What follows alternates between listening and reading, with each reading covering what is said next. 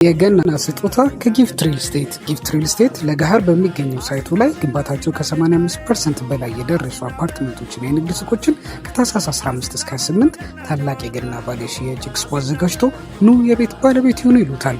ለገሃር የሚገኘው ኮምፓውንዳችን በውስጡ ትምህርት ቤት፣ የስፖርት ማዘውተሪያ፣ የጤና ተቋማት 23000 ግሬን ኤሪያ የያዘ ሲሆን ከ20 እስከ 25% የባህል ቅናሽ እና ከ600 ሺህ ብር ወይም 5% ቅድመ ክፍያ ጀምሮ ከባለ 1 መኝታ 65 ካሬ እስከ ባለ 3 መኝታ 163 ካሬ እንደ ምርጫው ከ55/45 የባንክ አማራጭ ጋር አዘጋጅተናል። ታዲያ ፈጥኖ በመምጣት የዚህ በዓል ታላቅ ዲስካውንት ተጠቃሚ በመሆን የቤት ህልሞን እውን ያድርጉ። ለበለጠ መረጃ ከታች ባለው ስልክ ይደውሉ። መልካም የገና በዓል ይሁንልዎት። ጊፍት ሪል ስቴት። ታላቅ የምስራች! አሰብ ሲጠበቅ ሌላ ወደብ ቀድሞ መጣ። ኢትዮጵያ ሌላ የወደብ አማራጭ ማግኘቷ ተረጋገጠ። ፕሬዚዳንቱ ውሰዱት ብለዋል። ከባድ ጸረ ህወሓት ተቃውሞ ተጠራ። መቀለ ሙቀቱ ጨምሯል። ለህወሓት ከባድ የጸጥታ ችግር ይፈጠራል በሚል ፍርሃት በአስተባባሪዎቹ ላይ ልዩ የክትትልና እስር ዘመቻ መጀመሩ ውጥረቱን ከፍ አድርጎታል። እስከ ተባበርን ድረስ ጦርነት አይኖርም ፕሬዚዳንቱ ቃል ገቡ። ብዙዎች ግን እሱን ማመን ቀብሮ ነው ሲሉ ጥርጣሬያቸውን እየገለጹ ናቸው። በወደብ ጉዳይ ቆርጠው የተነሱትና የባህር በር ለኢትዮጵያ ያለውና የሞትና ሽረት ጉዳይን ያሉት ጠቅላይ ሚኒስትር አብይ ቁርስ ምሳ የማያሰኝ የሚያጠገብ ወፍራም የምስራች ሰምተዋል። ጠቅላዩ በሰሜኑ ሲጠበቁ በደቡብ ያልተጠበቀ ብስራት አብስረዋል። የኢሳያስ ከባድ መሳሪያም ወደ ትግራይ እየተጓዘ ስለመሆኑ የሚያሳይ መረጃ ወጥቷል። ታላቅ የምስራች! አሰብ ሲጠበቅ ሌላ ወደብ ቀድሞ መጣ። ኢትዮጵያ ሌላ የወደብ አማራጭ ማግኘቷ ተረጋገጠ። ፕሬዚዳንቱ ውሰዱት ብለዋል። በሌላ በኩል ደግሞ እስከ ተባበርን ድረስ ጦርነት አይኖርም ፕሬዚዳንቱ ገቡ። ብዙዎችን ግን እሱን ማመን ቀብሮ ነው ሲሉ ጥርጣሬያቸውን እየገለጹ ናቸው። በሌላ መረጃችን ደግሞ ከባድ ጸረ ህወሓት ተቃውሞ መጠራቱን ተከትሎ መቀለ ሙቀት ጨምሯል። ህወሓት ከባድ የጸጥታ ችግር ይፈጠራል በሚል ፍርሃት በአስተባባሪዎች ላይ ልዩ የክትትልና እስር ዘመቻ መጀመሩ ውጥረቱን ከፍ ስለማድረጉ የተሰማው መረጃ ጨምሮ በሳቱ መደመጥ ያለባቸው መረጃዎችን ይዘን ተገኝተናል። ሰላም ውድ የሁሉ ዴይሊ ቤተሰቦች እንደምናላችሁ። ቻናሉን ሰብስክራይብ፣ ላይክ፣ ሼር ያደረጋችሁ እስከ መረጃዎቻችን ፍጻሜ አብራችሁን ቆዩ። በመጀመሪያም ከባድ ጸረ ህወሓት ተቃውሞ መጠራቱን ተከትሎ መቀለ ሙቀቱ ጨምሯል። ህወሓት ከባድ የጸጥታ ችግር ይፈጠራል በሚል ፍርሃት በአስተባባሪዎች ላይ ልዩ የክትትልና እስር ዘመቻ መጀመሩ ውጥረቱ ከፍ ስለማድረጉ ከመቀለ የወጡ መረጃዎች አመልክተዋል።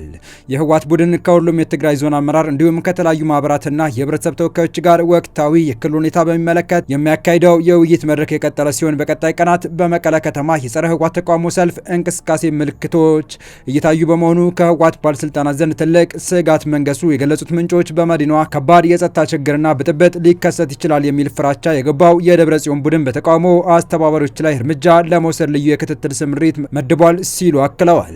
የምዕራብ ግንባር ሎጂስቲክ መምሪያ ትላንት ታህሳስ 10 2018 ዓ.ም በሽረ ከተማ ዙሪያ ልዩ ቦታው በለስ በተሰኘ አካባቢ ከሚገኝ የጦር መሳሪያ መጋዘን ውስጥ በቁጥር ከ1000 በላይ የሆነ አዳዲስ መሳሪያ ወጪ በማድረግ ተጨማሪ ታጣቂዎችን በማስታጠቅ ወደ መቀለ ለማስገባት እየተንቀሳቀሰ እንደሆነ ነው የተነገረው። በማዕከላዊ ትግራይ ዞን አበርገሌ ወረዳ ተከዜ ኃይል ማመንጫ ግድብ አካባቢ የተሰማራው የአርሚ 26 ኮር 03 በተለያዩ ስፍራዎች መሬት ውስጥ ቀብሮት ያቆየው ቴም 57 የተባለ ጸረ ተሽከርካሪ ፈንጂ በማውጣት ላይ ሲሆን በደቡብ ግንባር ራያ አላማጣ ወረዳ የተሰማሩ የአርሚ 24 ታጣቂዎች ጣፌ ወደ ተባለ ቀበሌ የቦታ ለውጥ እንዲያደርጉ ከበላይ አመራር ትዕዛዝ የተሰጣቸው ቢሆንም የቡድኑ ታጣቂዎችና አመራሮች ትዕዛዙ ለመቀበል ፈቃደኛ አልሆኑም። የምዕራብ ግንባር ሎጂስቲክ ኃላፊ ኮሎኔል ኃይለ ማርያም ነጋሽ ከኤርትራ ሰራዊት አመራሮች ጋር የተፈጠረውን ትስስር በመጠቀም ማንነታቸው ያልተገለጹ የህወሓት አመራር የቤተሰብ አባላትን በኤርትራ በኩል ወደ ውጭ ሀገራት ለማስወጣት ሁኔታ እያመቻቸ እንደሚገኝ ነው የተሰማው። በቀጣይ መረጃ በወደብ ጉዳይ ቆርጦ የተነሱትና የባህር በር ለኢትዮጵያ ያለውና የሞትና ሽረት ጉዳይ ነው ያሉት ጠቅላይ ሚኒስትር አብይ ቁርስ ምሳ የማያሰኝ የሚያጠገብ ወፍራም ምስራች ሰምተዋል። ጠቅላዩ በሰሜን ሲጠበቁ በደቡብ ያልተጠበቀ ብስራትን አብስረዋል። የኢሳያስ ከባድ መሳሪያም ወደ ትግራይ እየተጓዘ ስለመሆኑ የሚያሳይ መረጃ ወጥቷል። የሐሰን ሼክ የአዲስ አበባ ጉብኝት የተለያዩ መነጋገሪያ የሆኑ ሀሳቦች በውስጡ የያዘን የተባለ ሲሆን በተለይም ወደቡ ለኢትዮጵያ የመሰጠቱ ዜና የመሰማቱ ጉዳይ የበርካቶችን ቀልብ እየሳበና መነጋገሪያም ሆኗል። ኢትዮጵያ ከአሰብ በፊትም ሌላ አዲስ ወደብ ስለማግኘቷ መረጃዎች አትቷል። በኢትዮጵያና በኤርትራ መካከል እስካሁን ድረስ ተካሮ የቀጠለውን የኢትዮጵያና የባህር በር ይገባኛል ጥያቄ መሰረት ያደረገው ውዝግብ እና አሁን ላይ ኤርትራ አጀንዳዋን ወደ ሌላ ጂኦፖለቲካዊ ቀውስ በመለወጥ ኢትዮጵያን ለማዳከምና መንግስትንም ለመጣል ከግብጽ ጋር እየሰራችና ለጦርነትም እየተዘጋጀችበት ባለበት በዚህ ሰዓት ባልተጠበቀና በሚያስገርም ሁኔታ ከወደ ደቡብ አቅጣጫም ከሶማሊያ አዲስ ብስራት ተሰምቷል። ሶማሊያ ወደ አዲስ አበባ በሸኘቻቸው ፕሬዚዳንት ሀሰን ሼክ በኩል ለኢትዮጵያ አዲስ ወደብ መክፈቷን ይፋ አድርጋለች። ዜናውን ተከትሎ ኢትዮጵያም ካሰብ በፊት ሌላ አዲስ ወደብ ስለማግኘቷ መረጋገጡ እየተነገረ ሲሆን ይህ ሚስጥራዊ መረጃ ይፋ የተደረገው የሶማሊያው መሪ ሀሰን ሼክ መሐመድ በድንገት አዲስ አበባ ያደረጉት ጉብኝትን ተከትሎ በ4 ኪሎ ብሔራዊ ቤተ መንግስት ውስጥ እንደሆነም ተመላክቷል። ፕሬዚዳንት ሀሰን ሼክ መሐመድ በኢትዮጵያ ባልተጠበቀ መልኩ በድንገት በትላንትናው ዕለት ጉብኝት ሲያደርጉ በጠቅላይ ሚኒስትር አብይ አህመድ አቀባበል የተደረገላቸው ሲሆን በተለይም በአዲስ አበባ ቦሌ ኤርፖርት ማረፊያ ውስጥ በተወሰነ ደረጃ ከተወያዩ በኋላ 4 ኪሎ ቤተ መንግስት በማምራት በዝግ መወያታቸው መረጃዎች ጠቁመዋል። ከዚህ ቀደም ፕሬዚዳንት ሀሰን ሼክ መሐመድ አልአረቢያ ከተሰኘ የሚዲያ አውታር ጋር ባደረጉት ቃለ ምልልስ በኢትዮጵያ የተገነባው ታላቁ የኢትዮጵያ ህዳሴ ግድብ እንደሚባለው ለቀጠናው ስጋትና ችግር የሚያመጣ ሳይሆን ይልቁንም ታላቅ በስራትና ሲሳይን ይዞ የመጣ ነው ሲሉም ሶማሊያም ከታላቁ የኢትዮጵያ ህዳሴ ግድብ የኃይል አቅርቦት ተጠቃሚ እንደምትሆንና በዚህም ላይ ከኢትዮጵያ መንግስት ጋር ውይይት ስለማድረጋቸው ጠቁሞ እንደነበር አይዘነጋም።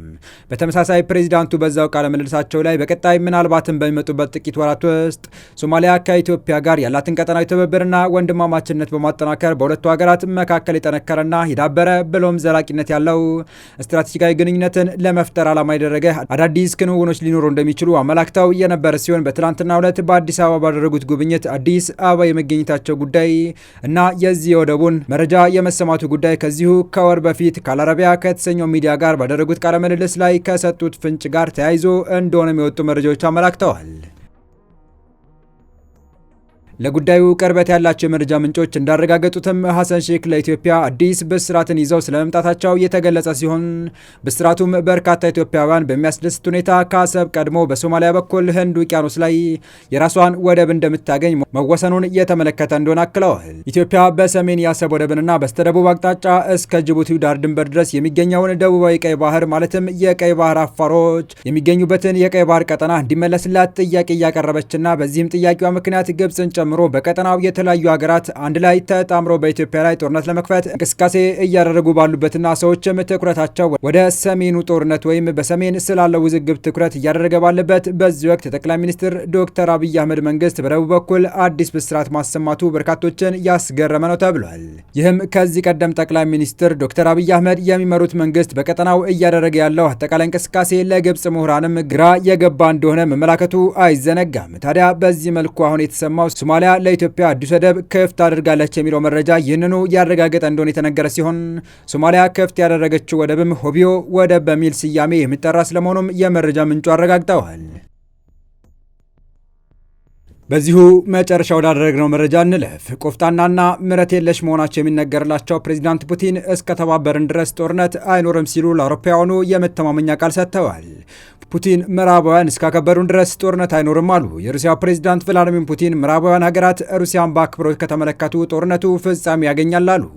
ፑቲን በዓመታዊ የቀጥታ ስርጭት ንግግራቸው ከቢቢሲው ጋዜጠኛ ጋር በነበራቸው ቆይታ ምዕራባውያን ጥቅማችንን እስካልነኩ ድረስ ሩሲያ ማንንም አትነካም ብለዋል። ከዩክሬን ጋርም ጦርነት እንዲቀጥል ሀገራቸው ፍላጎት እንደሌላት ነው የተናገሩት። ይሁን እንጂ አውሮፓውያኑ እስከፈለጉ ድረስ ሩሲያ ዝግጁ መሆኗን አጽንኦት ሰጥተዋል። ፑቲን በንግግራቸው ሩሲያ የአውሮፓ ሀገራት ላይ ጥቃት ልትፈጽም ነው የሚለው መረጃ መሰረተ ቢስ መሆኑንም ነው የገለጹት። የፕሬዝዳንቱ ንግግር በርካቶች እየተቀባበሉት ሲሆን የሰውየው አይገመቴና አድብቶ አጥቂነት እናውቃለን የሚሉ ብዙዎች ግን እሱን ማመን ቀብሮ ነው ሲሉ ጥርጣሬያቸውን እየገለጹ ናቸው። የተወደዳችሁ የቻናላችን ቤተሰቦች ለአሁኑ ለእናንተ ይመጥናሉ ታደምጧቸው ታተርፉባችኋላችሁ ብለን የመረጥንላችሁ ዕለታዊ መረጃዎቻችን እስካሁን ያደመጣችኋቸው ነበሩ። በተመሳሳይ ሀገራዊና ቀጠናዊ ጉዳዮች እንዲሁም ዓለም አቀፋዊ የጂኦፖለቲካ ወታደራዊና አነጋጋሪ ክስተቶችን ለበለት ተከታትለን በትኩስ ይዘን እንደምንቀርብ እያሳወቅን የቻናሉ ቤተሰብ ካልናችሁ ሰብስክራይብ፣ ቪዲዮን ላይክ እና ሼር በማድረግ ተደራሽነታችን ታሰፉ ዘንድ አክብሮታዊ ግብዣችን ነው። አበቃን። ሰናይ ጊዜን ተመኘን።